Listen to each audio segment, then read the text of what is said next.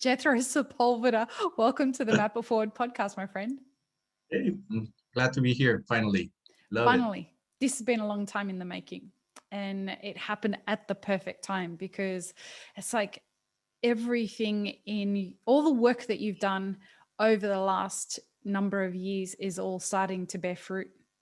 So why don't we start the conversation by telling people who you are and where you are and all the things that you're doing? Hey, well, my name is Jethro. I'm an architect. I graduated from architectural school in 2002. I'm originally from Culiacan, Sinaloa, big cartel state. Look how proud you are, you big Of cartel course state. not, no, but that's You did the puff word. up a little bit there. No, it's just the thing that everybody Everyone knows knows it. Sinaloa. Yeah, from there, but they don't know that Sinaloa is like the third, um, I think, like an exporter for tomato and Oh, a wow. lot of produce. Agricultural?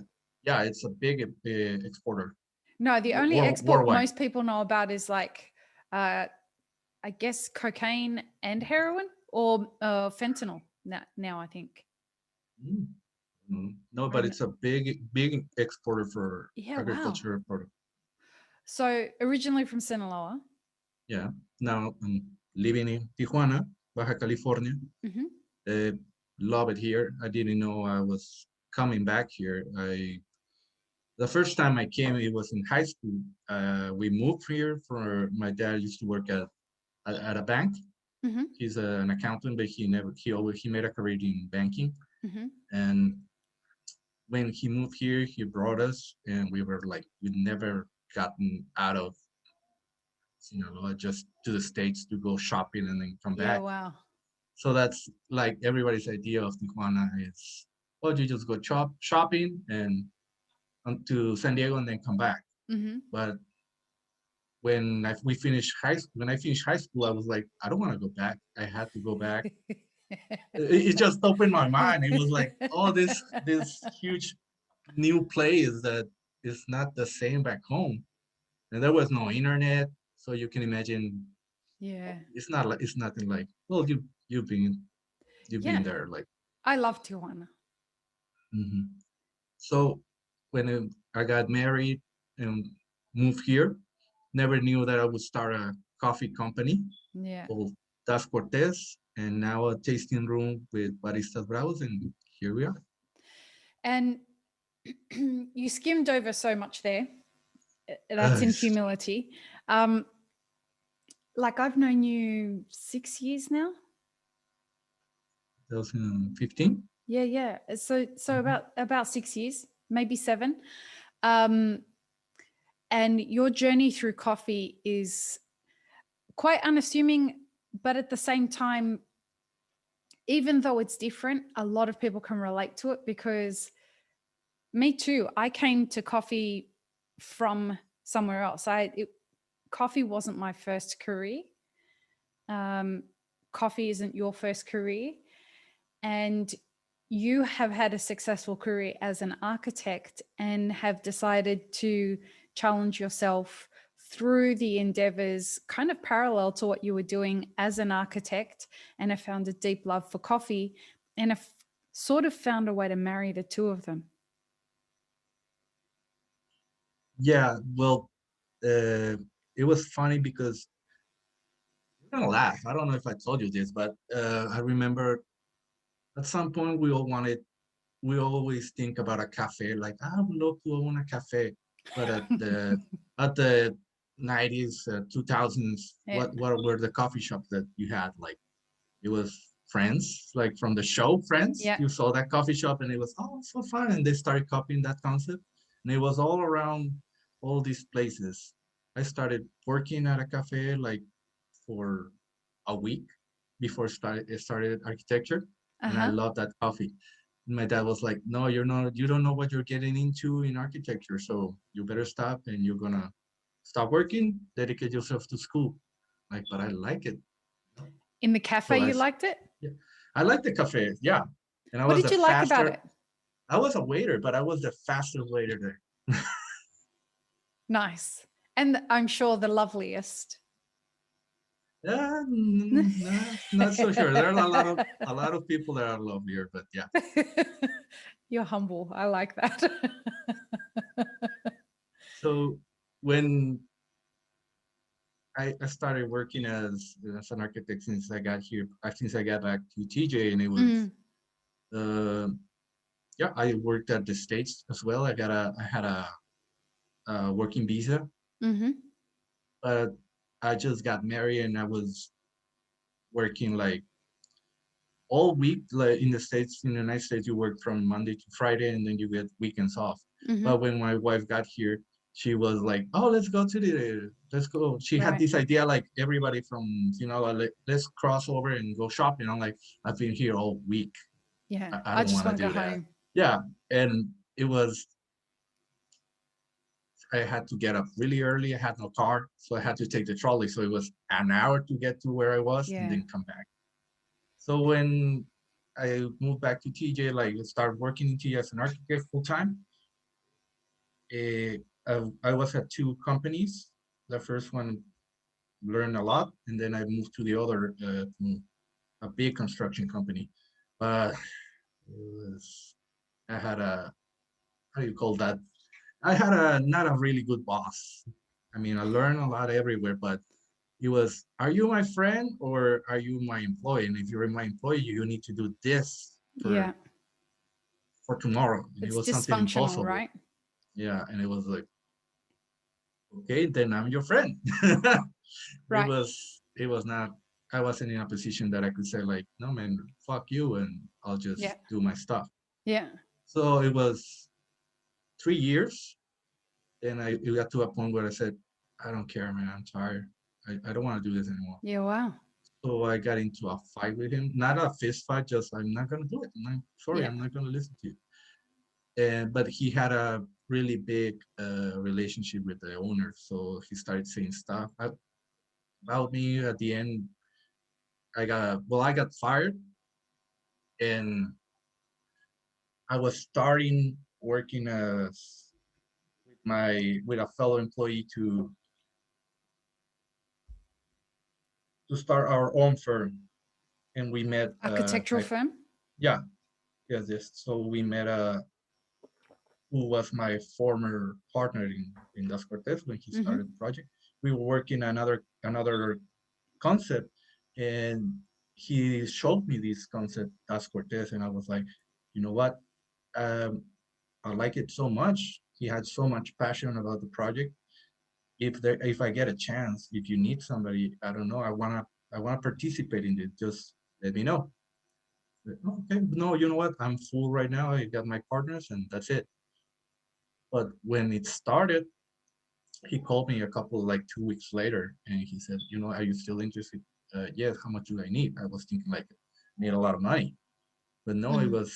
it was a very small investment for what I did. At the end, he didn't have the numbers right, so I need to max out my credit cards and stuff, Mm-hmm. but it was all good. But at the same time, that was when I got into a fight with my employer, and so I had no job.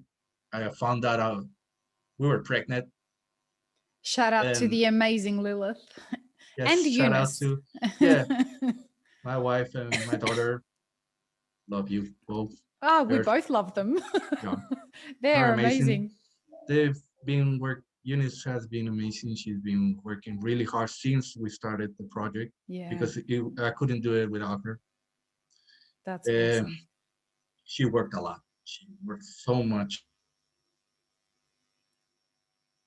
And go and ahead. You froze there for a thinking back second. right now, it was, oh yeah, thinking back right now, we were living on her salary because Yeah, wow. I could have gone back to San Diego and asked for my job back and they Mm-hmm. would totally. I have really good relationship there. It was a interior design firm, and we still friends up to Yep. this day. But I couldn't. It was my first project, my first business. I was like, I can't leave it to somebody else and not learn the ropes. Mm-hmm. So that's when we started. It was just the place. It's like this little bar on the sidewalk, and that's it. Yeah. And and I didn't know anything about coffee. So every day I was outside as a customer talking to my previous partner, and we were talking, and he was showing me some stuff, and we were discussing things. I was taking pictures, and at some point we got so excited the first month we made, like, oh, we made so much, and then the next month, oh, we double it. But it was like, if you see those numbers right now, it was like, it's a little corner in Yeah. a neighborhood that was 10 years ago, and there was another coffee shop, and I was like, are you sure we're gonna Survive? compete to that? Yeah, to that. And like, yeah, we just need to sell like 10 coffees a day, and that's it. Like, okay. The operation costs were really low. But that corner right there, it was per square meter, it's the expensivest rent you could Yeah. ever find anywhere. No Still to doubt. this day. Still to this day. I got to ask you something. Did you think it was going to be anywhere near as hard as it has been to own cafes? No. I knew it was gonna be like big. I had this idea that, oh yeah, we're gonna be as big as Starbucks, but we're gonna have good coffee. That was the first, yeah. I wish I had $1 for every time I heard somebody go into specialty coffee saying uh,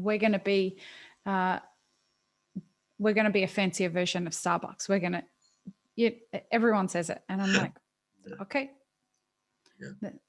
Yeah, we all lashed at Starbucks at some point, but they've done their job. Yeah, they have. And they do it better than most in the sense that they deliver on customer expectations. They look after their staff. They, they buy specialty grade coffee. They do a lot of shit that isn't great, but they're doing it better than most.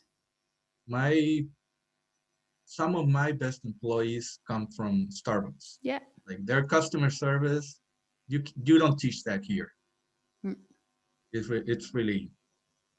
It's not my specialty, of course.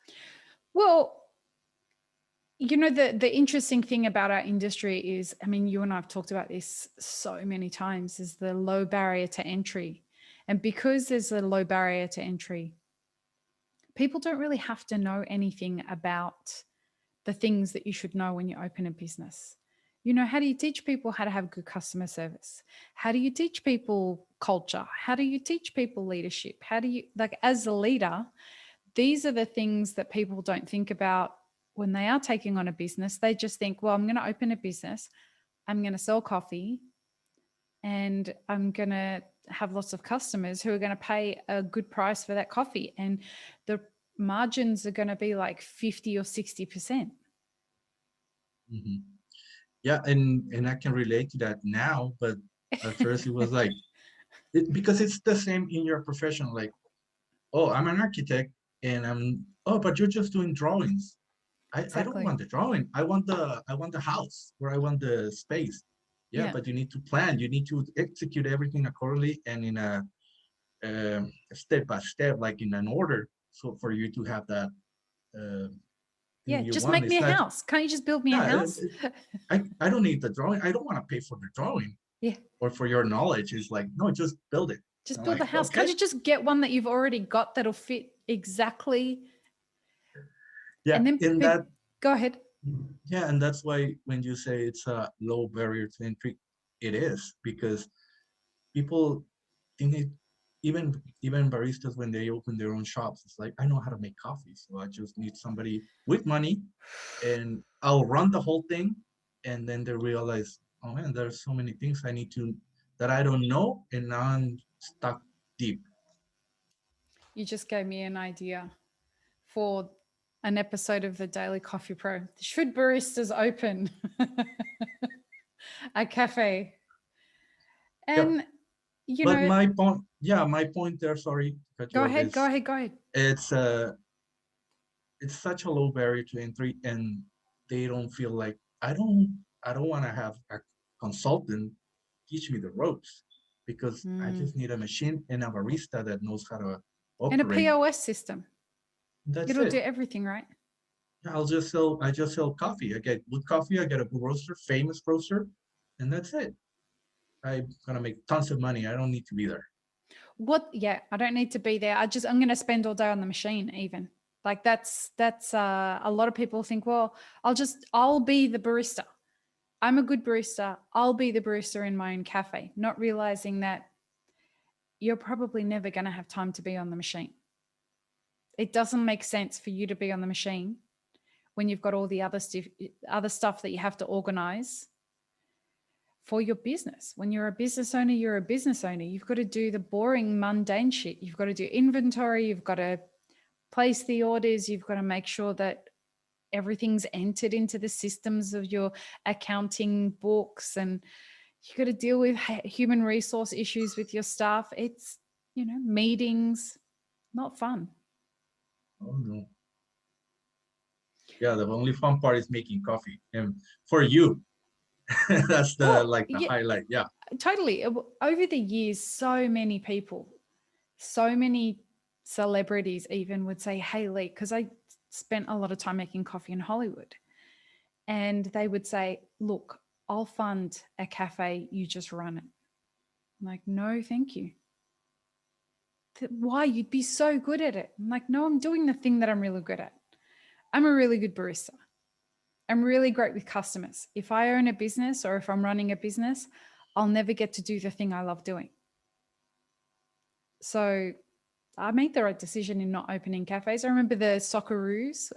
When I was my very first job in Sydney, outside of corporate, was around the corner from the Australian Football Federation, and that was football as in soccer. Soccer, or? Yeah. Okay. So the Socceroos are the Australian football team, the Australian soccer team, and we made all of their coffee. Like every morning, that's where everybody came and drank coffee, was the cafe where I was. But also around the other corner was Sony BMG, which was a record label. So we had soccer stars and the big powers that be of soccer in Australia, and all the people from the record label, plus the celebrities from the record label, all coming to our tiny little cafe every day. And that was one of those things that people were just saying ridiculous shit like, we want to get a reality TV show off this cafe. Because it was one of those places that when I got there, I couldn't believe this was a job. Out of corporate, I could not believe that we got paid to do the work that we did. How did you? So when much did fun. You say like, that's it, corporate bye, and then just decided? I know I had never even worked in a cafe before I quit corporate. I just knew I loved coffee. And this was right before the specialty coffee wave started. We didn't even call it specialty coffee then. We just knew at that time that there was something different about certain types of cafes that were happening. And I knew that there were some cafes that were serving one type of coffee and another type of cafe that was trying to aim for something different. And it was a little bit more elitist. Okay. And I get out of corporate and I'm like, I want to go work. I want to be a barista. And everybody thought I was crazy. Everybody in my family, where I used to work, everybody was telling me I was crazy. She'll be back. There's no way she'll go into coffee and stay there. And at the time, my ultimate goal was to become a recording artist. And I was going to do coffee while I was becoming a recording artist. And that way I was doing two things I was passionate about. There's so much relations on that, because one of my favorite all-time singers is Jeff Buckley. Me too. Yeah, and I remember I had his Cine Cafe, where he worked at a cafe, and he made like, before jumping into fame, he did like a session and they recorded it. Yeah. And I love that. I love that so much. I love that album. I remember I loaned it to somebody and I never got it back. Yeah. but Yeah. I love that one. Yeah. Yeah. I mean, there's such a synergy between art and coffee, of all different kinds of art and coffee. It seems to be where creative people tend to gravitate to for a way of earning their means, because it connects them with community and also gives them the freedom to be able to do what they want to do as an artist. Because once I remember getting to the end of my first shift as a barista, not as a barista. I didn't start as a barista. I started kind of on the POS. Oh yeah. And huh? Yeah. That was POS. Oh yeah. Yeah, the on the cash register back at the time. And we get to the end of the shift, and like, I'm used to, you know, the end of the day comes, you grab your laptop, you take your laptop home, and you spend hours working at home on your laptop afterwards. I was a project manager and senior business analyst. We get to the end of the shift, and I looked at Marco, who I was working with, and he's like, all right, time to go. I'm like, okay, so what do I do? Well, like, what happens now? You know, what do you mean what happens now? You fuck off home and you go sing into your fancy little microphone. And I'm like, so nothing. I don't have to take anything home to do. It's like, fuck off home, Lee. Go home. And I just couldn't believe it. It was so bizarre for me, this whole new world, that I was so out of like a duck out of water. I just didn't know, like, so what really, it was this guilt that I felt at the shift was finished and I didn't have to take anything home to do. And I went home and I said to Nick, I love my new life. That was my husband at the time. I love my new life. I get to, like, my time is my time. I'm not fucking going back to corporate for anything. And so it was just this really incredible journey of starting to find my rhythm. Okay, so I know I'm great with people and I love being around people. And so I excelled at that. And because I excelled at that, and I was working with people who were so good at what they did, once you inject the right energy and plug the right people into each other, it amplifies everything 100 times. And when we were able to do that, the crowds came like crazy, and it was fun. And it was like, it was a party every single morning. And there was banter between my coworker Marco and I, where we would just like dig into each other and try and, like, it was a comedy show the whole time. And we were just trying to find ways to pick on each other, and everyone would join into it.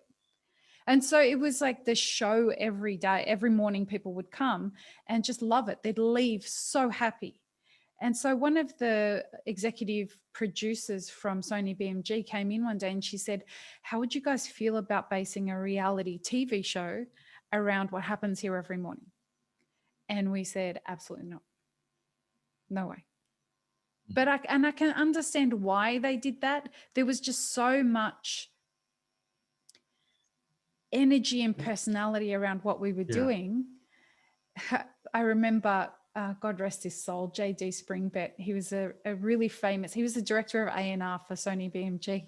Once I left that cafe, I had been there for 2 years and I left, and he called me and said, who do I have to fire to get you to make my caramel latte again? I'm like, bitch, I've been making you skim caramel lattes for the last year. Don't be lying and saying that they're caramel lattes. They're skim caramel lattes. He's like, you need to come back here. And I often think, like, that's the kind of thing we should be aiming for, is creating this story that exists every single morning in the beginning of everybody's life when they come to our cafes. Yeah, I think it's hard because at some point you're like, all right, well, I like this, I like what I'm doing, but at some point, even if, how old were you when this happened? I 20? got into coffee really late. I got into coffee about 30. Okay. Well, let's say it's 30, but well, you're different. Let's go back to the baristas Let's here. pretend I was younger. Yeah, no. Well, what I've Uh-huh. known is that everybody's young. Everybody's like, Yeah. we talked about is like, by the time I'm 30, I gotta have my own place. I gotta have my own Yeah. apartment and my car, and I gotta have everything settled. And I'm gonna be doing. I had all the freedom that I want. And so baristas are so eager to eat the world right now. And I no, I just okay, I'm making a lot of money. Yeah, we have baristas that kidnap our business. Like I am the best here, and Mm. without me, you're nothing. And it's like, well, yeah, because you have all this, like you said, all this energy, all this flow going on. But at some some point, you gotta grow or you gotta move because it can't be the same forever. This is something that you and I have talked about in a lot of our conversations. You have this uh, curiosity and this desire. I'm really keen on talking to you about here. This longing to be able to create for your team a clear path to growth in their career that's beyond just the first couple of years of being a barista. You want to create real depth in their careers in the coffee industry, right? Yeah, because I felt that at some point, yeah, you can be a barista for some time. Not at least not unless you make a decision, but you're always like juggling between like barista and an artist. So Right, at some point, artist has to grow, or are right, you gonna be a barista forever? So right. uh, if you wanna be a barista all the time that you need, that's fine. But if you got desire to grow, it's at some point you get capped, and and that's it.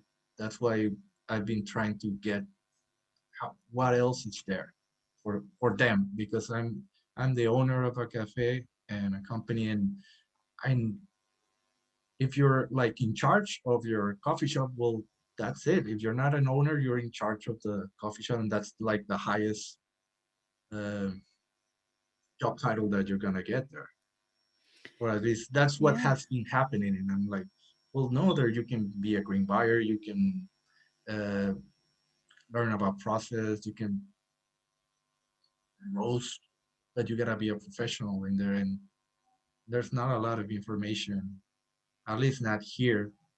That's why Map It Forward has been great as a platform.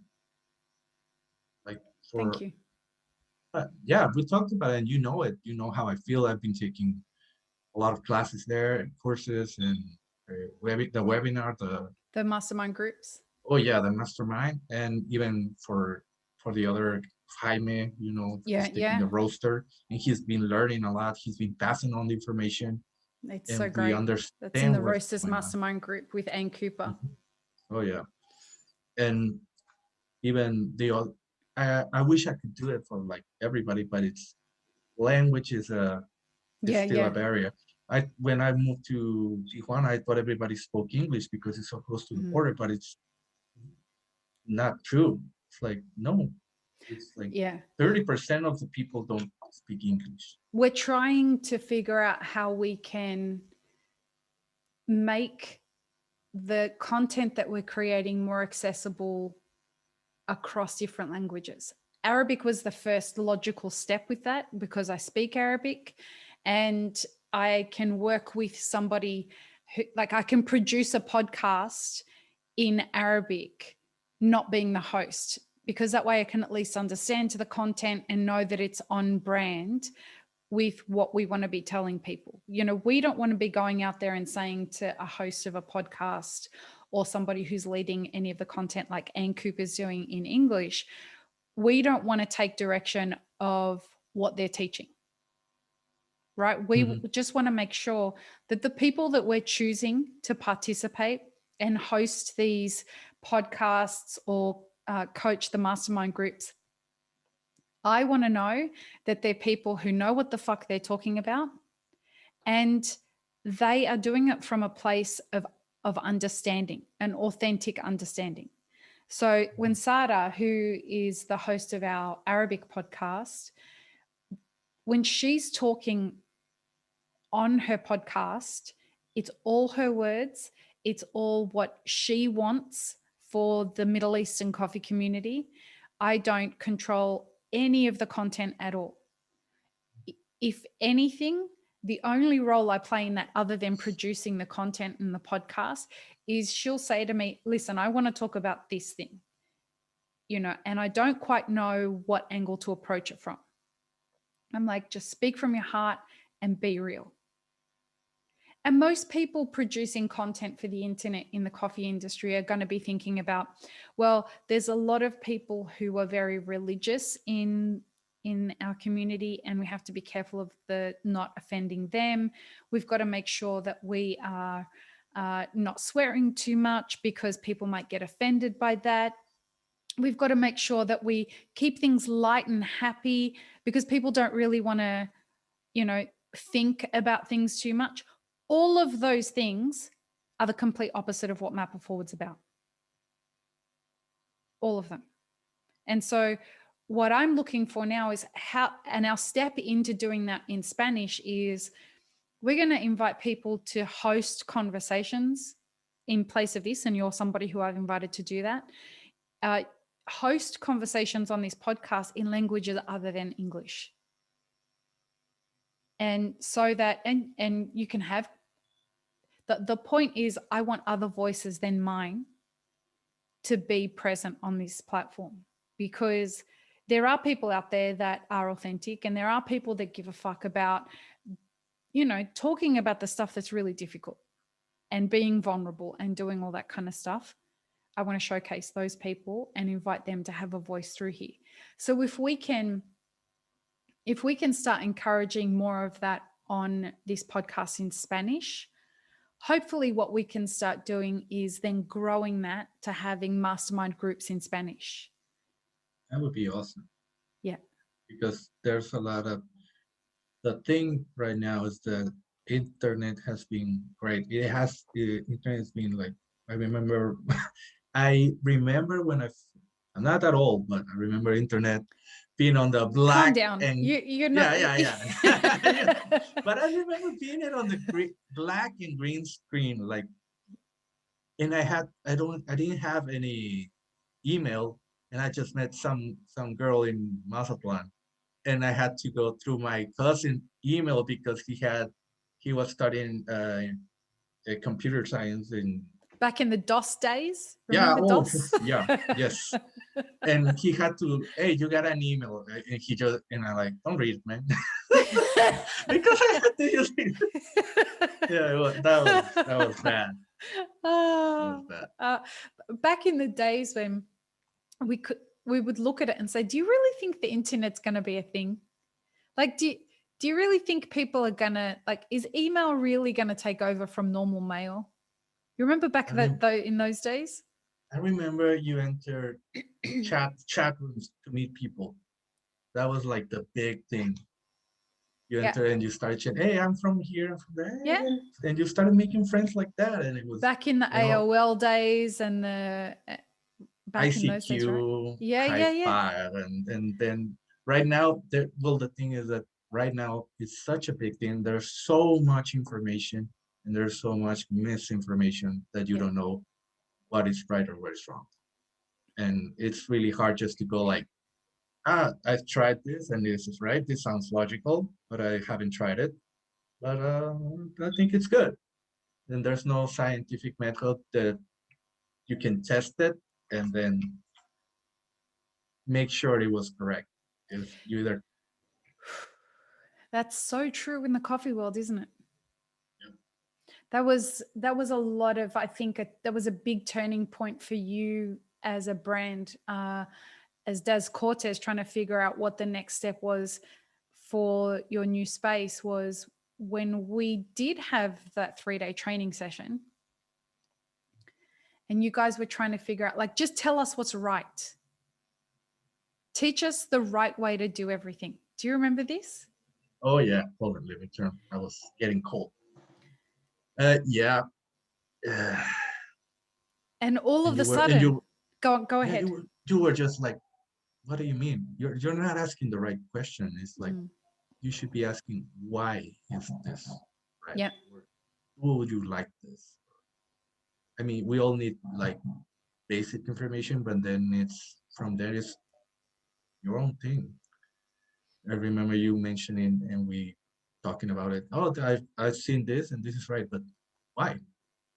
Are you sure? Have you tested it? Have you tried the other way? And it's the most important thing that we made. It was like, can we blind taste this? Yeah. Because there's so much subjectivity, or how do you call that when It's because so we tasted it is some so subjective. because we started discussion things like, I made this rose, I made this curve, and I think this is gonna be better. We topped it next to another one. Oh yeah, it tastes better. And it was not better. It was just something that it was weird. It was we decided to go, okay, you know what? Let's go back to blind tasting these things Mm. because I don't think we're being honest. You're being biased. Uh-huh. Yeah. So we do all that, and it's so funny because we get somebody from the team like, all right, you don't know what this is, just mix it up and don't make sure you don't see what's under it. And it's sometimes just 2 cups, and it's like, yeah. But the thing is, when Jaime does it, it's like he goes blank. He was like, what? Yeah, what happened? Shout out to Jaime. He's awesome. Yeah, yeah. Cano, Jaime, Enrique, Melissa. Melissa, Yeah. Elena, all the team is doing amazing here. And big shout out to Victor. Oh Because yeah, Victor, as back in the time when Baristas Bravos wasn't a thing, and we were sitting in what has now become Baristas Bravos, he was really encouraging the idea of, yeah, we have to really, really know what we're doing before we do something. yeah. And you only met Victor like the first Elixir Rainbow that had it in San Diego. Yeah. And but when you came here, he was like, "Where's that?" When you talked to him, you mentioned that you had so many ideas in Yeah. common, like very similar thoughts. I'm like, really? I'm like, are you sure? Bro, we're And yeah, both into dream theater. oh yeah, We're both into heavy you kind of prog rock. you wouldn't believe if you saw Victor. He's There's my no chance. partner. No, you looked at this geeky guy with glasses, in love with design and architecture, and he's like, "Oh yeah, I know metal, I know He's into progressive, I know." death metal. Oh boy, He's this, excuse me, very tame, very quiet owner of this architectural firm. And then we start talking about music, and he's all of a sudden talking to me about Iron Maiden and, Dream Theater and Rush. And I'm like, you like these bands? He's like, oh, very much so.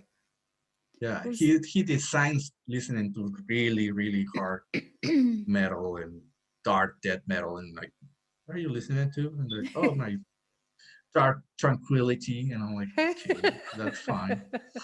and he's very well dressed. He's very unassuming and very quiet. So when we get into this room with the whole team and we're trying to figure out, like, so what are you guys trying to do with this new space? And I feel like the thing with Das Cortez was that you guys were marrying the idea of architecture and coffee by designing these beautiful small spaces for people and then serving really great coffee that the community wanted through these bars. Excuse me. And then you opened Brick, which was when you started to take things to the next level. It wasn't just about this tiny little space anymore. This was a 2-story. You could really see the design elements in what you were doing. And it was very different than everything that was around in TJ and even San Diego. And it's the only Das Cortez with liquor license. and Right. we still need to explore that. Want to see Yeah. the remodel? Yeah. Oh, you'll be remodeling it. What's that the remodel of? We can't hear you. From the brick. Oh, so Yeah, you're remodeling. So for yeah, anyone that's who's just listening to this, Jethro is holding up a design. Did you do that? yeah. This is Yeah. a quick sketch of the whole idea. So you'll be redesigning brick. So brick is a location of how many Des Cortezes are there now? I think it's 7. We had a little more, but we had to close some of them because of Mm-hmm. other issues, not COVID, just other Right. reasons. Yeah. But And it's in downtown so it's in TJ. downtown TJ and it's beautiful. And that's where I broke my cigar cherry. I had my first cigar with you and Victor. Remember that night where we sat on the rooftop up there? God, that was a great night. It was a hot night, right? That was a hot night. And it was my first cigar. And I remember, do you remember that? But you had the Capuleto, remember? Yes. I told you don't do that. And I had that one and I legit felt high and I could not pay attention. We were sitting up there talking about me potentially working with you guys in a consulting situation, and Victor was being very serious about some stuff. Excuse me. And I turned to you and said, I think I'm high. And you said to me, pretend that you're not. Pay attention and pretend that you're not. Excuse me. So I gripped the table because I was kind of like tipping over. I had to get you to help me down the stairs. I remember that very well. But I was hooked on cigars after that. Now I really enjoy having them. Yeah, you should have told me I should have brought mine. Yeah, I can't smoke inside here. I'm sure you can smoke inside there, but No, not really, but not really. But you would for this. yeah, It's an honor. That's a real honor. I got So my whiskey right here. enjoy. Cheers No, to no, I that. mean, You could if you I wanted always to. got bottles there. Yeah, you're an avid explorer of delicious things, right? Yeah, I enjoy new experiences as much as I can. Yeah, But yeah, I love wine is one of them, coffee and other food. flavors. No? Oh yeah, food. Yeah. Mhm. Uh-huh. So you guys spent like 10 years building the Das Cortez brand. I think it was 8 years at the time. And we were sitting in another space, which is the new venture Baristas Bravos. And we're sitting there having a conversation and there was a real turning point in there, as we were saying before, where you guys started to realize that the right way of doing coffee could be anything you wanted it to be, as long as you could explain why it was your right Mhm. way of doing coffee, because flavor is subjective, you know? Mhm. The growth that I have personally seen in all of you as coffee professionals since then has been exponential, because all of a sudden you had been given permission to like what you liked and roast the way that you wanted to roast, as long as you could explain to your customers why this was why you liked what you liked. And then the idea of creating this very new concept in Mexico, and I'm yet to see it anywhere else. The closest I've seen anything that comes to it is probably Honor Coffee here in Sydney. But even they're not doing the same as what you're doing. And that's the tasting room that is Baristas Bravos. Because at the time that we were sitting having these conversations over the 3 days I was in TJ with you, it was very clear that you wanted to create something exceptional, not just for the customer. You wanted to create an exceptional experience for the barista, both in front of the customer and in their long-term career.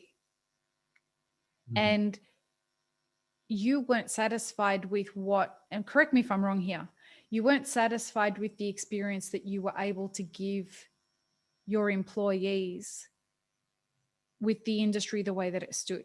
You, as somebody who wanted to do more, wanted to create something of greater purpose for people that worked for you. Yes, because when we started, it's always about volume. I mean, in coffee, volume gives you resources. But at least that's what happened with us Cortez Gives you when we started. access, right? Yeah, because we started, we had time to talk to customers and we explained what we could have learned or about the coffee and why we liked it and how we created this community that when it grew, it started growing really fast, like fast. That's why we had so many locations. I wish we had less, but it's Why do been you wish good you had less? because I could train faster. Yeah. Yeah, because it's a lot of people. It's like 60, 70 Yeah. baristas right now.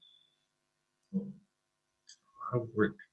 So when we started with Baristas Bravos, eh, when we took, what was it, 2019, when we took the Yeah. 3-day, Yeah, it was 2019.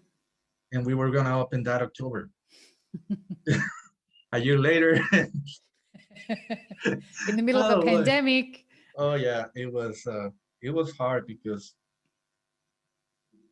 we had so much energy and so much flow ready to open, and at some point we stopped.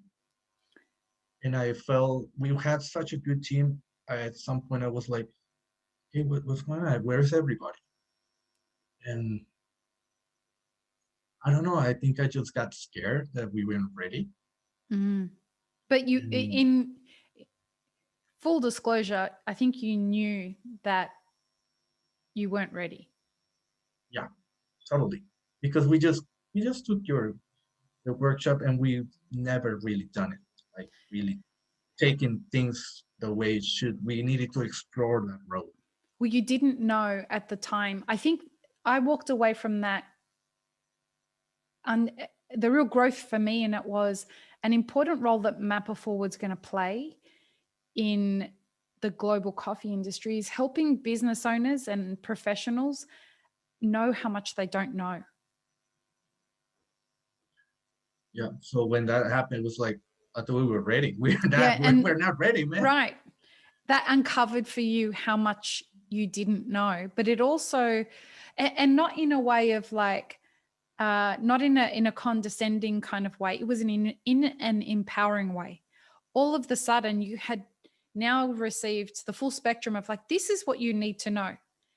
And as long as you can go and learn what you want to deliver in these things and why you can deliver them in these things, you're going to be ready in a more powerful way than you've ever been ready before with any of the other businesses that you had.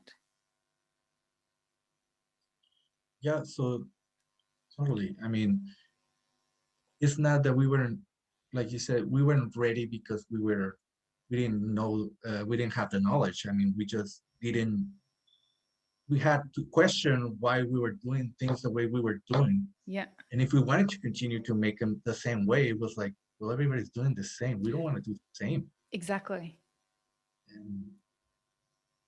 And the project was stuck for almost a year or a year. It was a year. Yeah. And then pandemic hit and it was like, okay, now I can't open even if I'm ready because it's pandemic. But I got a really good friend of mine, Raul, told me like, why, after like a while, told me like, why haven't you opened? And Patricia, our admin, told me our admin and a very good friend too. And why haven't you opened? And then I started questioning. Why haven't we opened? Until a point I got cornered and it was like, this place needs to open and make money. You know, like, why haven't you opened? I'm like, I don't know. What do you need? I need this equipment and I need another person. And that's when I met Melissa and it was she's been great. She's an amazing Shout person. out to Melly. She's amazing. Just right now with Jaime doing a presentation downstairs. So tell people what you mean by that, because this is a good time to help people understand Okay. So why it's so different.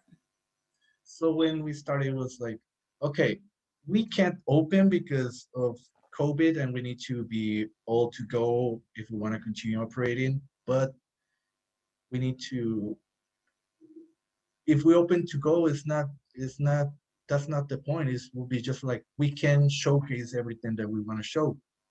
Right. So at some point, they started, it was after lockdown, then they started opening some spaces and said, okay, you can have 30% of your capacity or 40%. That's when, okay, if we can open like that, Patricia gave me the idea. Why don't you make reservations for it? Yeah, but who will want to make a reservation to Right. coffee? What's the gist of that? What can I have with that? And then it was the whole idea of, I always had this like not problem when when you don't agree with like barista competitions. I mean, I at some point, you know me, I wanted to compete. Yeah. But I didn't have the right reasons to do it. Still don't. Yeah. But it was. It's also not your like. I think when you say you don't have the right reasons, I think you found a greater purpose in the industry than competition for you. Mhm. Like the work that you're doing with what you're doing is going to have ripple effects throughout the whole coffee industry. Yeah. Like I think that has taken over from your desire, from our conversations, and we talk all the time. Mhm. From our conversations, what I've taken from that is the purpose that you found in the work that you're doing and what you want to achieve trumps the reasons you wanted to compete. Yes. Yes, I couldn't put it better. You know, English is not my first language. No, but that's You're why right. I wanted to say it for you, because you've grown so much through your journey as a business owner and as a coffee professional and changing careers. And you've taken all the delicious lessons that journey offers you. When if people are daring enough to go on that kind of a journey, they usually burn out because, all the obstacles are hitting them. Whereas you didn't. You were like, all right, this is making me see this about myself, and this is making me see this about myself, and okay, I'm going to grow from another thing and grow from another thing, and you kept doing it. And that's what creates momentum, right? And freedom and all that kind of stuff. And I've really have so many people to thank. You are one of them. Thank Victor, you. Javier, even been to question me. Victor questions me a lot. He's Good. like, That's what a leader yeah, does. yeah, fuck it. We've gotten into And fights you and hate everything, but it. yeah, but we're like, hey man, I know you like architecture and you're good at it, but I see you making coffee and it's like you're not here and you're not there. You're 50-50. What are Yeah. you afraid? Pick I one. need I need support, man. I can't do it. I need, all right, you get my support. You got my support. Focus on this. I need you on this. All right, that's it. Yeah. Don't cry there. And right now he's asking, hey, can you help me with design? I'm coffee, man.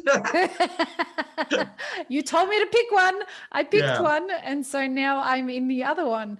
And that's the thing, like you wouldn't, people, it really pisses me off when people complain about anything anymore, especially after the pandemic. Like I have zero tolerance.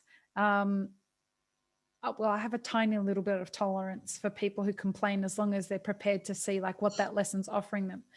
But one thing that I keep hearing, I keep trying to help people understand, is when people are taking a moment out of their life to engage with you and challenge you about something, see that as a gift, because nobody would put themselves on the line to have you dislike them if they didn't care about you. Because when we challenge people, the chance that they're going to not like us afterwards is pretty high. But when someone that gives a shit about you says to you, hey, like, listen, what's going on here? Are you here or are you there? Pick one. Mhm. This person gives a shit about me.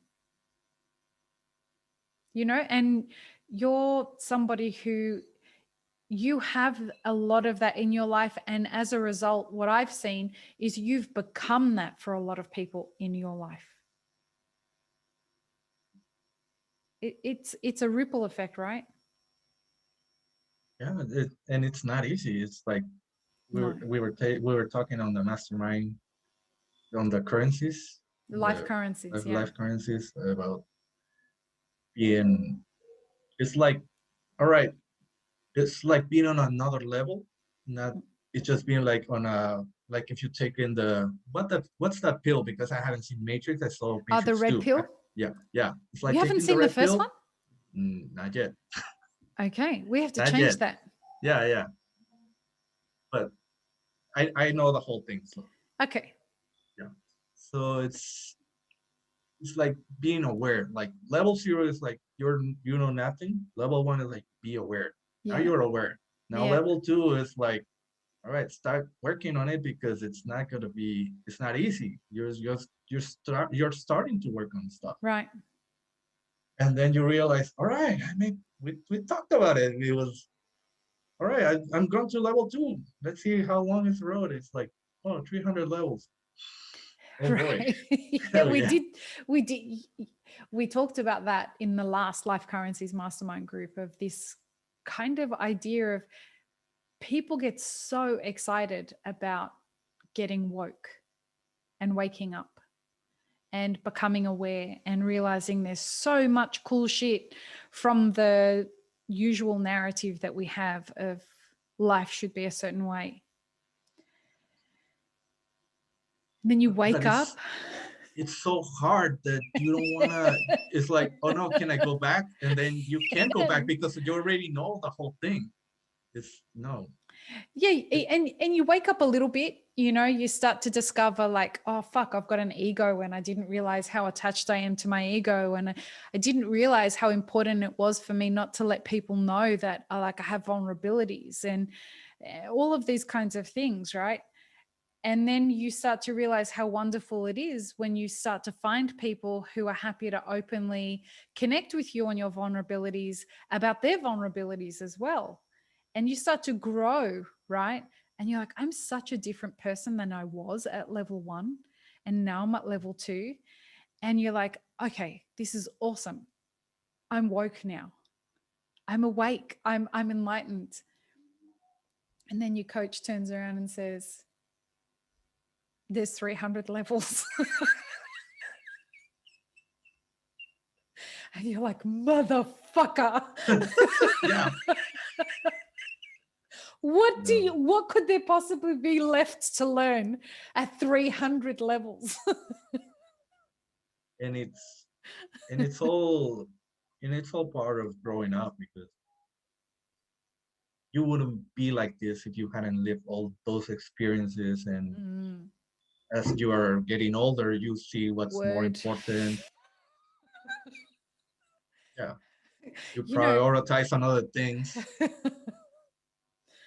I was asking someone at the Sydney Coffee Town Hall the other day, and she came up to me and she said to me, she's such a wonderful person. I love that this person's in my life. And shout out to G. And we were talking about how she had pivoted from one career where she was looking after the finances of other people in the coffee industry. And she was looking at them make all this money. And she thought, well, fuck it. I'm making all this money for other people. I'm going to pivot into, I'm going to do it myself. And she's been doing it for years now. And like with everyone, I asked them, if you knew how hard it was going to be, would you have done it? 100% of people say no.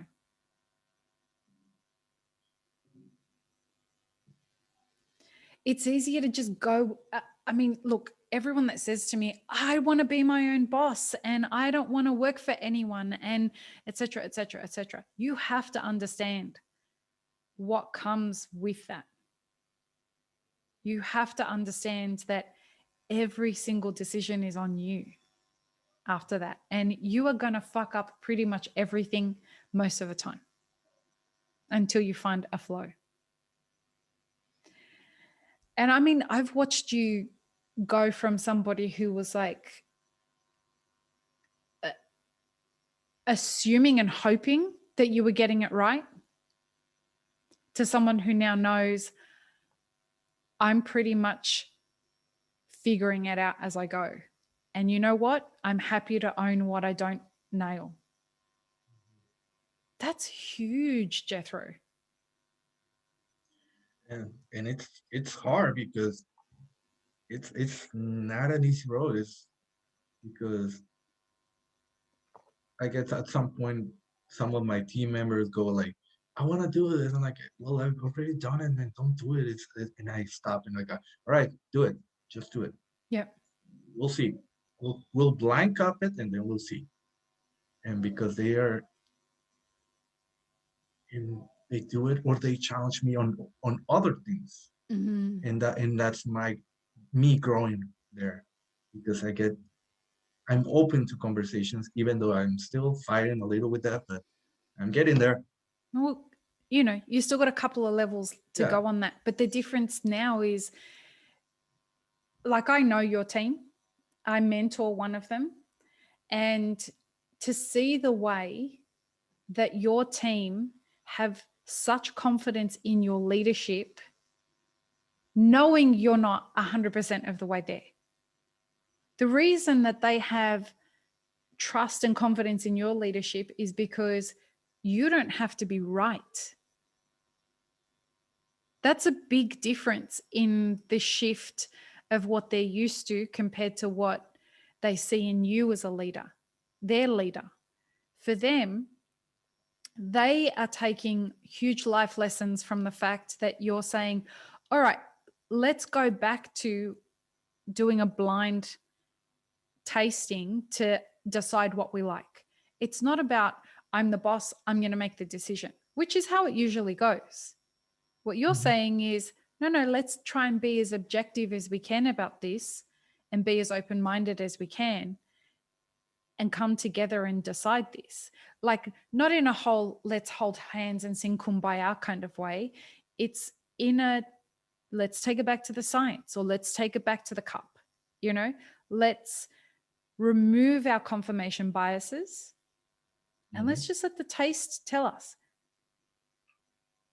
And this is where I'm seeing a difference in the way that you're leading to the way that most other people that I see lead in our industry. You're allowing the discussion about the things that everybody in the team contributes to, you know, the roaster and the grain buyer and the brewer, and everybody contributes to conspiring to make that cup the best thing it can be for the customer. You've dropped your ego as the owner and the leader, and you've said, well, given that everybody's got a hand in this, let's make decisions from each of those perspectives when it comes to what we're going to serve. Yeah.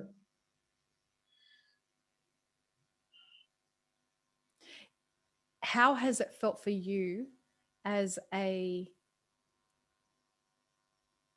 person who has gone from working part-time as an architecture and part-time as a cafe owner, doing both of those things full-time, and both of those companies are owned by the same people, to going into this full-time and saying, I don't know how I'm going to do this, but I'm going to figure out, I'm going to do it the best way I can. How has that journey been for you?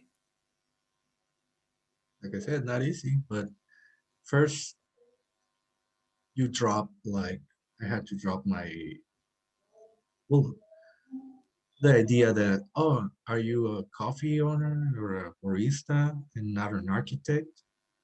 When you could, and I got to a point that Oh, I remember going to Valle Guadalupe and having wine and meetings with customers and talking about going to Cabo and Right. designing a building. I'm like, okay, yeah, I stopped doing that. So, Yeah. and I want you always want to continue having like a great time. Like, yeah, I need to go on a trip and work, and but I still enjoy the trip and the meals, and then just to focus on working and working and getting everything done. And if something is missing, plan B.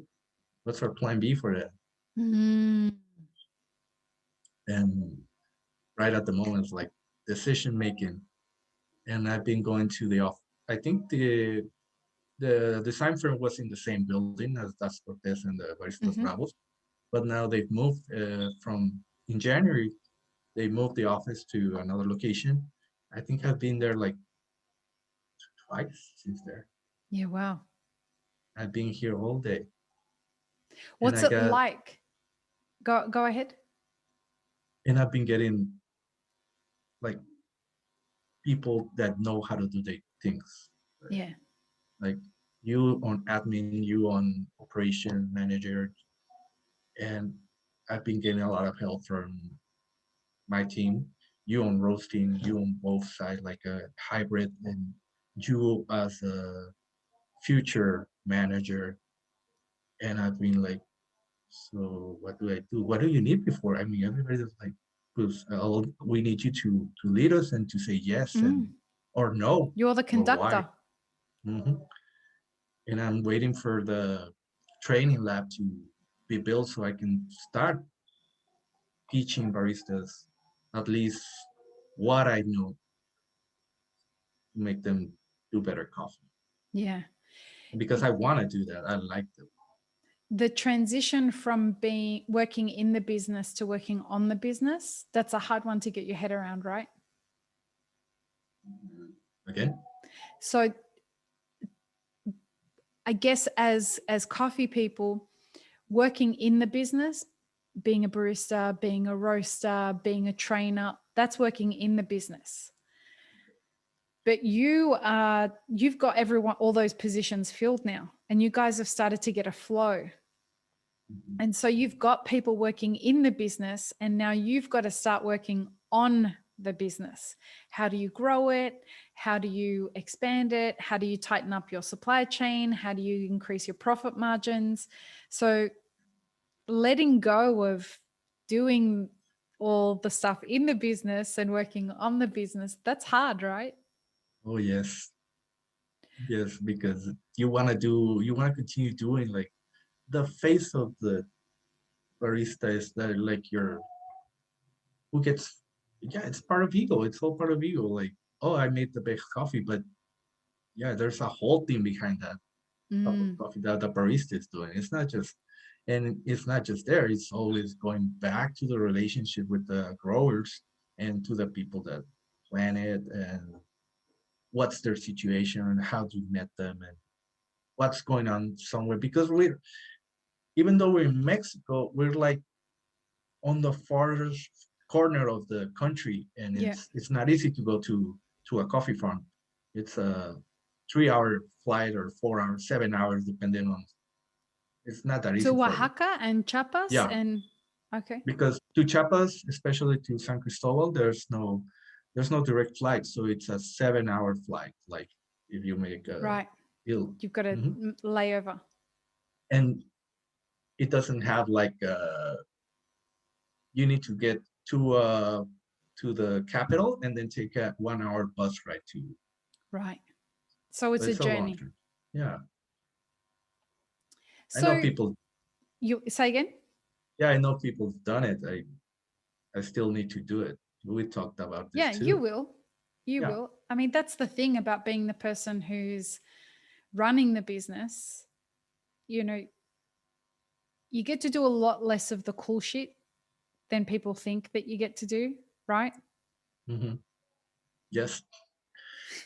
Let me let me continue with the concept with Yeah, yeah, Baristas yeah, yeah, Bravos. So yeah. yeah, yeah. So this whole idea we hit pandemic. I met Melissa and actually it was it was such a cool story because I wasn't planning on opening. This was before I was like ready to open, like, all right, we're gonna open no matter what. Fabian told me, Fabian is our Shout out to trainer, Fabian. He's a trainer at Das that's Cortez. Cortez, and in charge of most of the locations.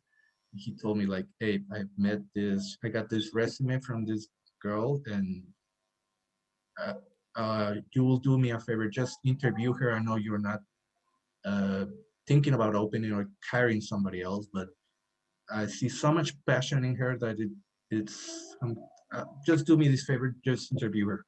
I'm like, all right, man, I'm doing this for you because you know I have no plans of opening yet.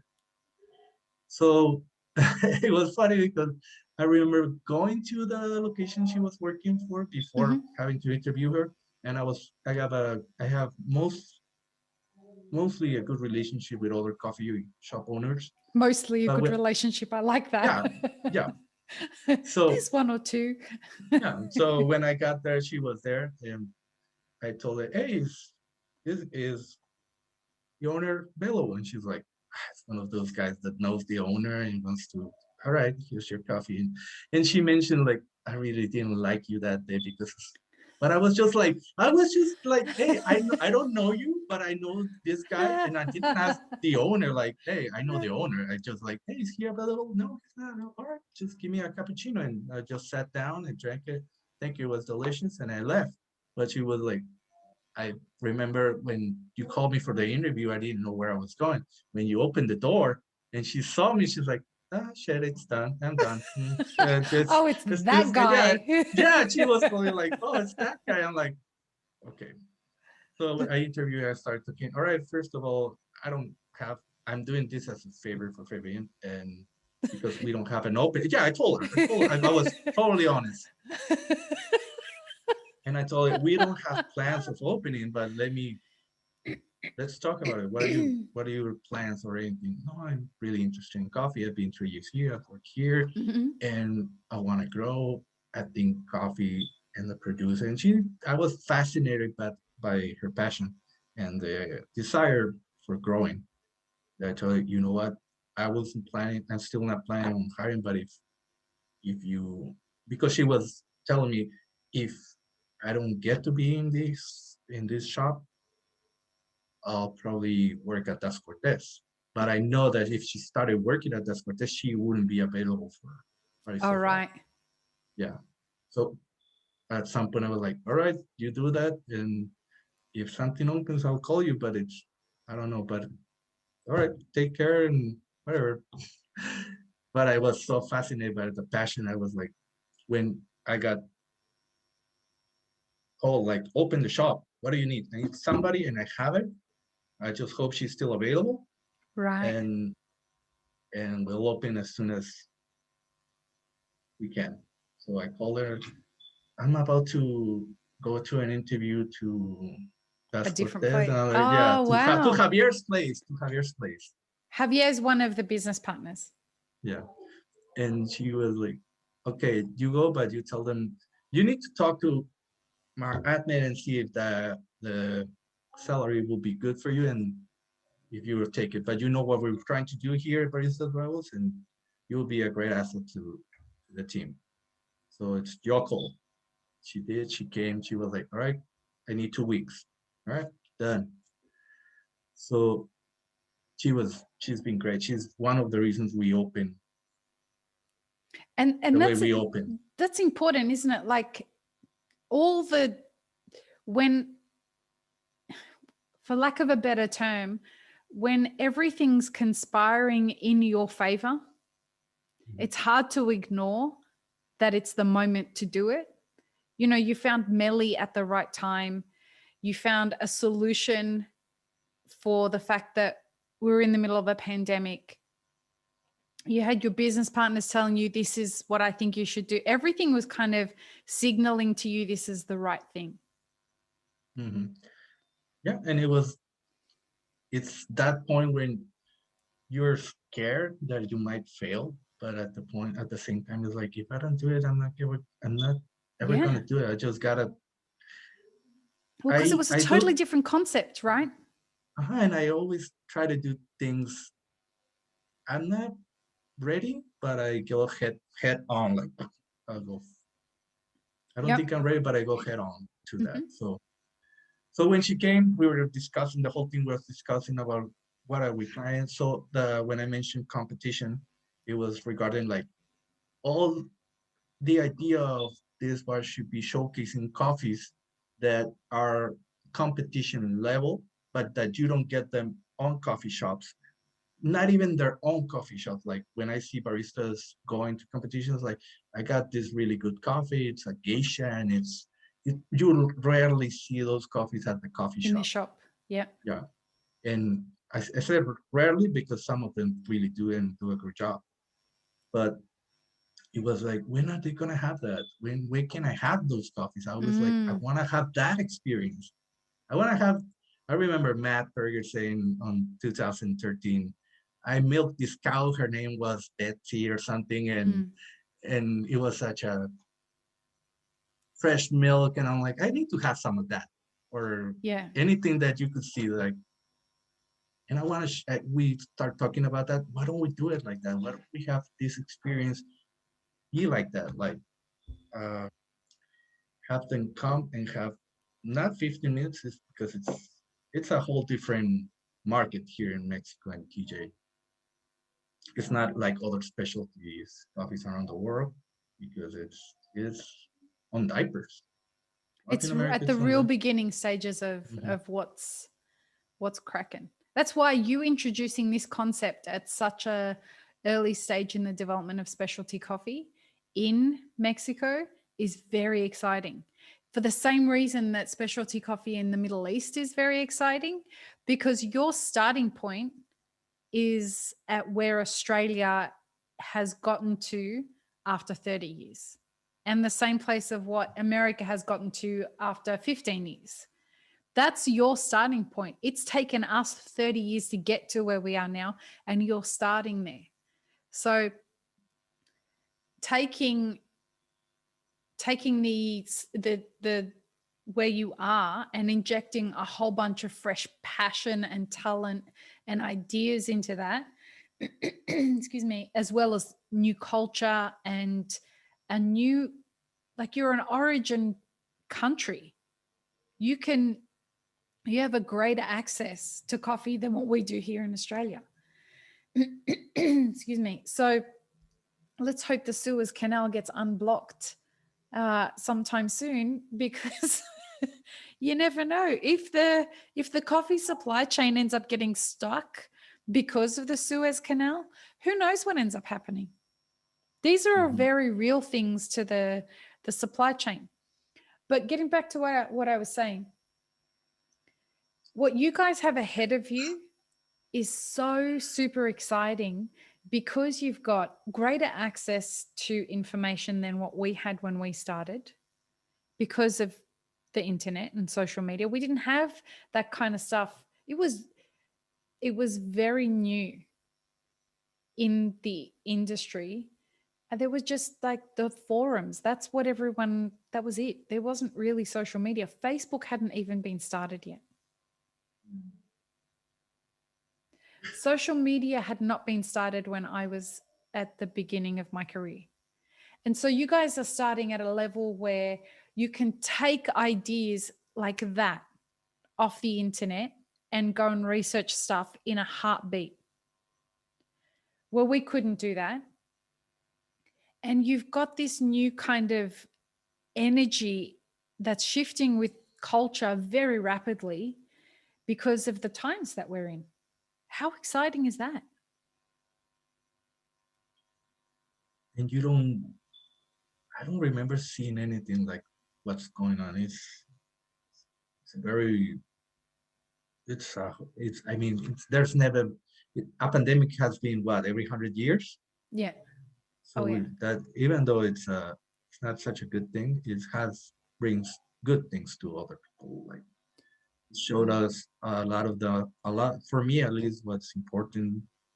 And thanks to the talks and the groups that we've been working on, we have been prepared to do a lot of the things we did. The mastermind groups. Yeah, and if it wasn't for the information that youth chair.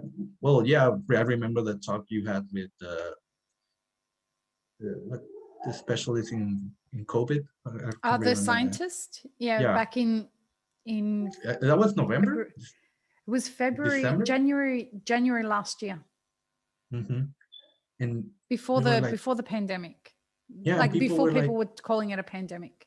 yeah, and everybody was like, no, it's not gonna get to Mexico, it's in China. And then I was talking to you, and I was talking to my partners and the business, Mm. and they were like, "Are you sure? Yeah, this is gonna happen. If it doesn't happen, it will be good, but we need to be at least prepared." So Oh yeah. when when it hit, we were at least ready to everything. Hey, we're gonna have a lockdown. Can we have everything to go? Yeah, I don't think that's a problem, and that's how we started. You were ahead of the curve. I mean, all of my clients thankfully were. You guys had to get, you and one other of my clients had lots of cafes. And people were telling everyone in the industry, if you've got one cafe, you're going to have to close it. If you've got lots of cafes, you're going to end up going out of business. And none of my clients ended up going out of business that didn't choose to. Like, we had some people in the mastermind groups that said, I'm going out in my most profitable month ever, and I'm going to sell the business. I don't want to do this anymore. I want to transition. We had that. But what you guys did was pretty great. You guys figured it out very quickly. You were prepared, you were ready. And then when it did hit, you kept going and you just adapted. And then in October, you turned around and you're like, okay, hey, listen, we're going to open this thing. We're going to open Baristas Bravos. Mhm. And in a time when people are like, cafes are closing all around the world, it's done. And anyone in Australia that's listening to this, just understand that the way that Australia has experienced the pandemic is very, very different than the way that we experience the pandemic anywhere else in the world. Not even close. Not even close. I'm walking around here in Sydney and I feel like I have stepped into a TV movie from 2019. It doesn't make any sense to me. But I get it, and I'm very grateful for it. And it is the way that it is, but it is such a mind fuck compared to the way that the rest of the world is experiencing COVID. And so you, in October last year, you guys decide that when most cafes are closing out around the world, and a lot of brands are pivoting to a direct-to-consumer retail model, you're going to play to the strengths of what you have and use the pandemic as a way to launch a business that invites people into a completely different experience. When people would expect that there's no chance that your model would work in normal business as usual, let alone a pandemic. We were really like, we're not sure, but let's do it. And they were so excited. They were so excited about doing it. We saw many rehearsals. We had coffee people, bloggers, clients, and we did like a test trial or test Yeah. run for, and we modified so many things. The And we took practice was all, like you were preparing for competition. yeah, It I'm was exactly still, the same way. I even roasting the first batch. Remember all that having I said, like, remember how yeah, nervous. oh, fine. You would send samples to me in San Diego. I would cup them there. You guys were cupping them into Tijuana, and we were just trying to get to. And we were talking about it with Anne, the roast curves, and there was an international effort to Oh yeah, conspire to the success of this cafe. and I remember like, why did we have to pick one of the hardest coffees that an experimental coffee was like, This was not but it was clever. no, but it was a blind Yeah. cupping. It was so do we agree that this is the one we want? Yes. Yes. Are you sure? Yes, totally. All right.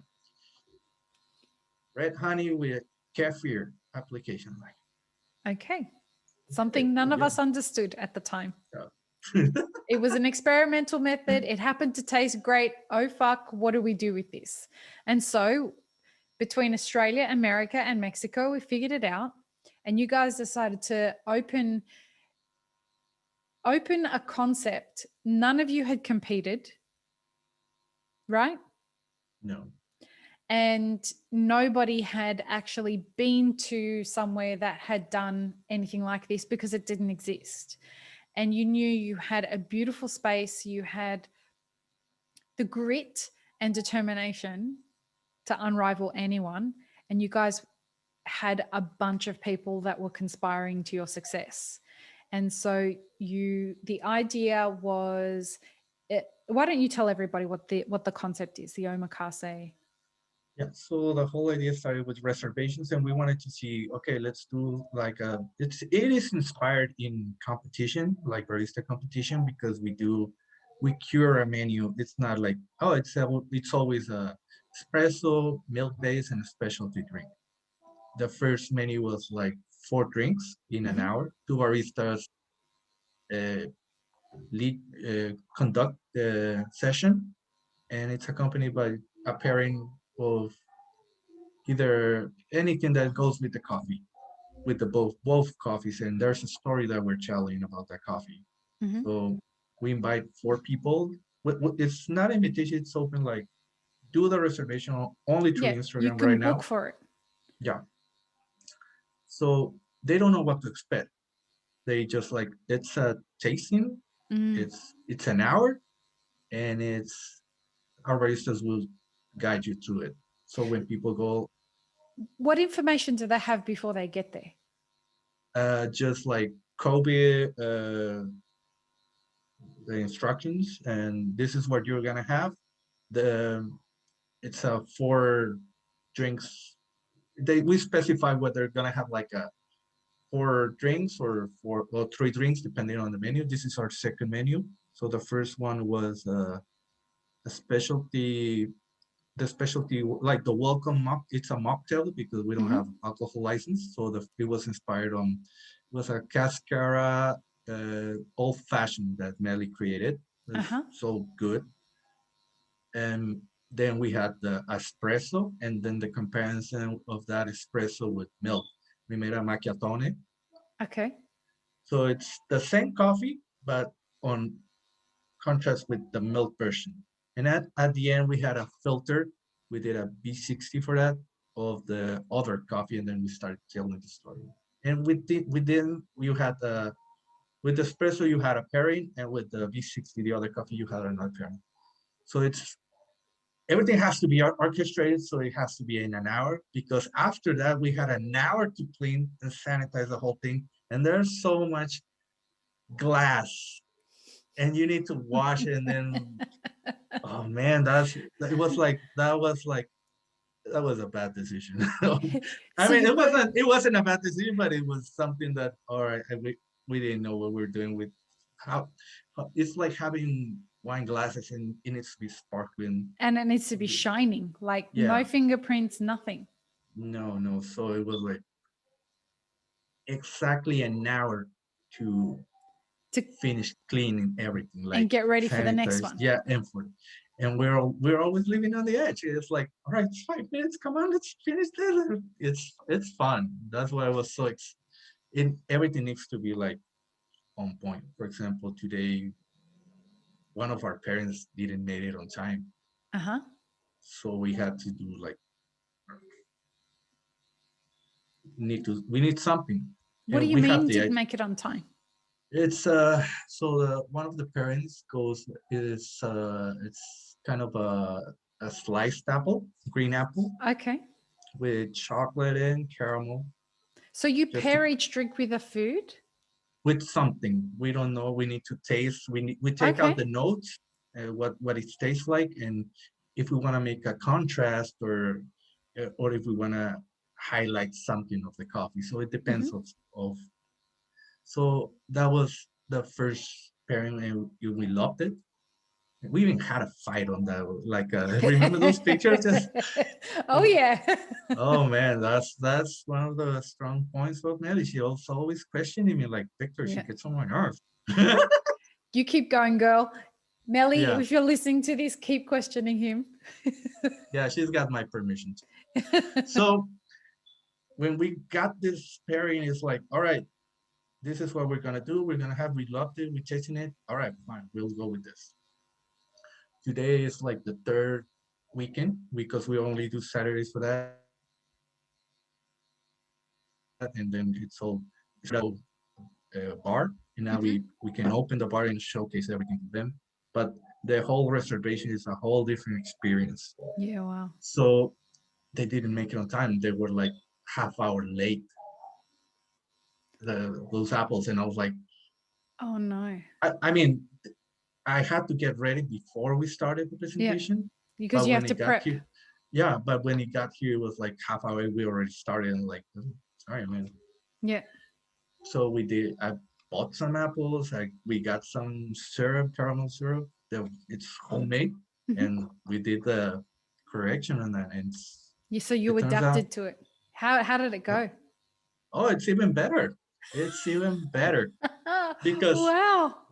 we do like this plating, and we do the syrup, and we do it's simple because we don't want the to be so complex that it gets so expensive. We're thinking of a premium version of that, Yeah, but wow. right now it needs to be accessible to other most of the customers that don't know what specialty coffee is, Yep. and that how much am I gonna pay for coffee? It's coffee, so we're trying to open their minds that it's a whole different thing. And some customers have been leaving, and they say, "Wow, you opened my eyes." I mean, That's awesome. yeah, that's one of the best feelings you get. So we did at that, but it was like we were. Oh man, that was so. Oh Oh man, I boy. miss being in a cafe because of all of those challenges. I've got to tell you, being back here has got me really itching.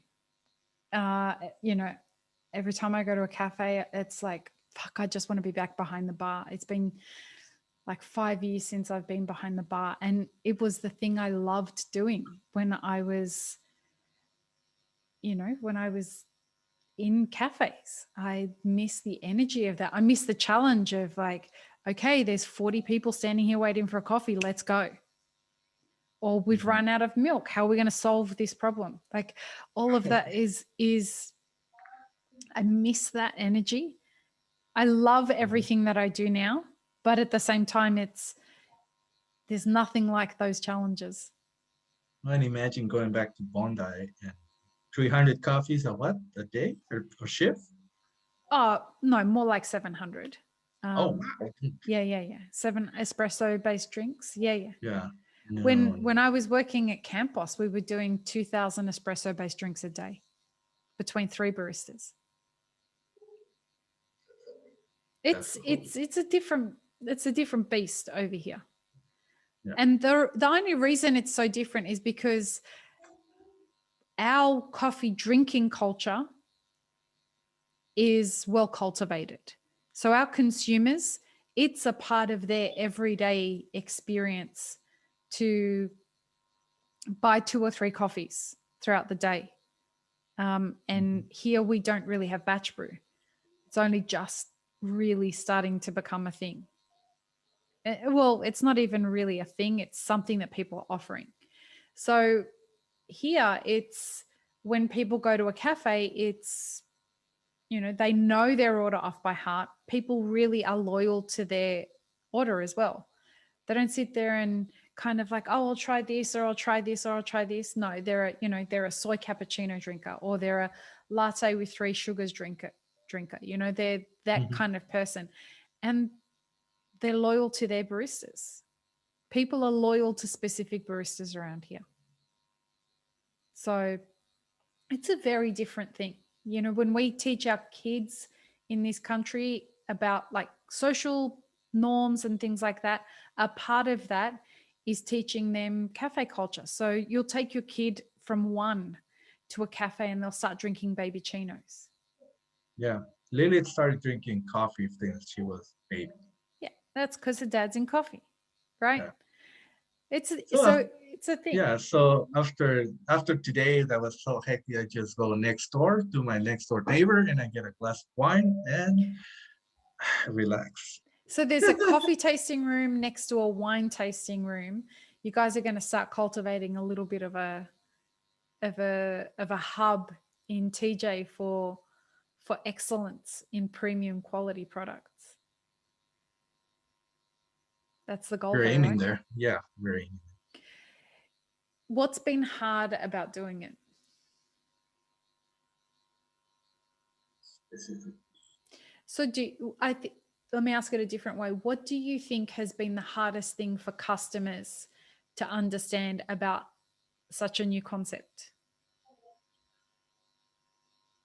Well, that it's been at some point easier than most cafes because the cafe culture is growing really fast here. It's not Really? as yeah, it's not a, we're there's like the whole neighborhood is called La Cacho where we are, but it's like there's 30 coffee shops Wow. really close to each other. Like Yeah. they just popped up.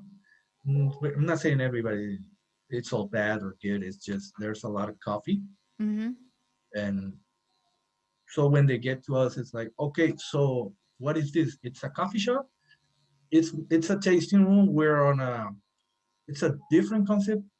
We're like a premium line from Das Cortez. Do you know Das Cortez? The answer is yes. Ah, okay, then it's easier from there. Okay. There are people that don't listen. They just no, you don't have a caramel or syrup. No, no, we're trying. That's fine. And they don't care. They just. But most of our customers have been coming and what is this? Oh, it's a whole new concept, and that's Right. okay. So what are you having? Yeah, we have.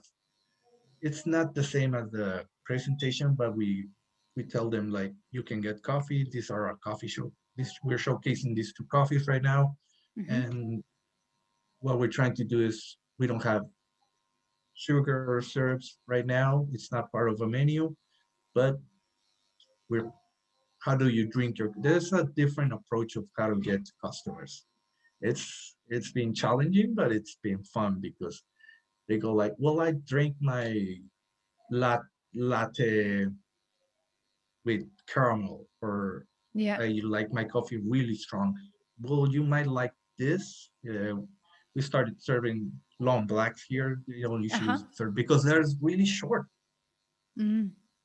So everybody, the whole idea of customer is like, I want my coffee, I want it as hot as possible so I can have it all day in the office and drink it whenever I want to just heat it up on the microwave. I'm Yeah. like, okay. And you're offering them a premium experience of how you interpret coffee should be drunk. Yeah, we don't say it's bad. I mean, oh no, you're drinking the wrong kind of coffee. You should be drinking this. No, this is a different coffee. This is how we experience it. This is what we want to showcase. This is the Mm. person that's working the coffee. And it's a whole idea when I love it when I get to do some of the presentations because I at the end we talk to them to customers that are new to everything and said this has been eye-opening for us as well because I know that it's easy to get to a convenience store and just get stuff like coffee or food or meat, and it's you don't get to see the whole picture of it. Mm. It's like, oh, I can get like a chicken breast and that's it. But for these people, like for coffee growers, which is not everything from them, like the whole economy is not only based on coffee. They get to do other stuff. And if they take out a chicken, they have to take and do the whole thing. Mm. They just can't take like the chicken breast. They gotta do the feet, the chicken wing, everything. They gotta do everything for that. Yep. And if it's a lot of food, now we have refrigerators and other stuff. But before that, a long time ago, they had to they had to plan everything. I'm gonna kill a cow. So what do you want? You want this? Okay, you pay me for that with this, Yeah. and it's a whole exchange. How am I going to use the skin? What am I going to do with the blood? Like, where do we put the waste? All of it. Yeah, it was a whole different economy, and right now it's so easy to get stuff and waste food, waste coffee as well. And you talk about that in the presentations? Yeah. That's awesome. So if somebody wanted to come to the presentation, wait, is the border open right now? They've just closed it, haven't they? Yeah. It's funny because they closed the border for us going to the States, but Americans can cross over and But didn't have Mexico fun. just say even Americans can't cross? Well, that's the funny part because they are saying that they're going to do that. Yeah. They haven't done it. Oh, wow. Okay. So I don't know if it's just something that. So Americans can bring COVID to Mexico, but Mexicans can't bring COVID to America. That's so American. And now people, the United States is getting more vaccines than Mexico right now. So now you're closing the border. Now that we're trying to stabilize the economy here, and so a lot of economy in Tijuana is based on tourism. So now you're closing tourism. It So doesn't it's make like sense. Yeah. That which is so Mexican, right? Oh yeah, totally. As long as everybody's playing the usual roles that they're playing, we can figure out how to go from there. Nice. So if people want to find you on social media, we'll include the links in the show notes below, but just tell everyone where they can find both Das Cortez, Baristas Bravos, and you. Yeah. So that's Cortez. We're working on the webpage. Eunice is working on the webpage. Shout out to the fabulous Eunice. Yeah. And it's Das Cortez, DASCORTEZ.com or Facebook. We still use Facebook. I still use Facebook. Or Instagram, Das Cortez Official with one F, so it's in Spanish. Okay. We'll include links in the show notes and the description below. So Baristas Bravos is only through Instagram right now. We don't have like a platform that you can use like Open Table or something like that. So just send a message and they'll give you the info. A reservation? Or an info for a reservation. And if we have room for that weekend, you try to book in advance. What does it cost? It's around 360 pesos for this one. So it's around $18. $18? That's so cheap. For an hour? Yeah. So well. Per person. Yeah. That's very cheap. Yeah, but it's still on prices, so our locals can attend to afford it. Yeah. That's awesome. I really wish that I had have been able to go when I was in America, but we're going to make it happen at some point when we can all travel again. Yeah. In the many years in the future, when we can open the Australian border, who knows when that's going to happen? But hey, I can be Australian. Just don't come down. Yeah. I need I need I need a lot of reservations, courage for those big animals that I keep seeing online. It's so funny. Every time you send me one of the pictures of another reason I'm not coming to Australia. I mean, I will go once the borders are open, but every time I go and see, reasons why to visit Australia, the beaches, and then I go see some great white shark. And I'm like, did you know I had such a trauma with Jaws? I couldn't get on the banana because I saw that and I wasn't at the sea. In Culiacan, there's like a 40-minute drive to like a bay. It's not salt water even. I was so scared. I was like, no, I'm not going in there. I was so traumatized. That's so funny. There's no sharks here, man. I'm like, well, we do have sharks in Australia. Oh man. And they have been spotted at Bondi, but yeah, I only know one person that's had their face bitten by a shark, and it wasn't here in Sydney. So Okay. just we won't take you to the beach that he was bitten in the face by a shark. But you will come like one year in the future when our borders are open. I'm hoping that our mastermind groups can all meet up here in Australia or at MICE. It seems like this is going to be the safest place to open anytime soon. So who knows? We have no idea, but it will happen. Yeah, we can't wait. Yeah. This has been an absolute pleasure. Thank you, sir. No, thank you for having me.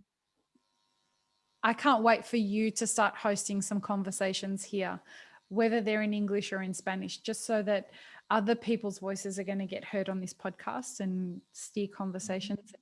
Hear what you're interested in exploring about other people. So it's going to be a lot of fun. Yeah, I gotta start Practicing. we gotta. Yeah, of course. Yeah. I get stuck. I get stuck. Yeah, well, and you just demonstrated that you're very good at having a conversation. So it's going to be a lot of fun. I think it'll be easier for you if you have them in Spanish because you just feel more confident speaking in Spanish to somebody. So don't worry, you'll be fine. I wouldn't have asked you to do it if I didn't have all the confidence in the world that you would be able to do it. Thank you. You're welcome. And shout out to all my brothers in the mastermind groups. Yeah, man. They've been great. And sisters. Full of support. Yes, I wanted to say like your friends, your community. Yeah. They're such wonderful communities, aren't they? Like the teams are small. Our mastermind groups are very small. There's 6 people, 7 people, 8 people sometimes, but no more than that. And I mean, it's a space for people to elevate each other and elevate themselves and grow and be vulnerable. It's so fucking great. And thank you for showing up the way that you do to them. All right. Peace, love, and peanut butter, everyone. Have an amazing rest of your day.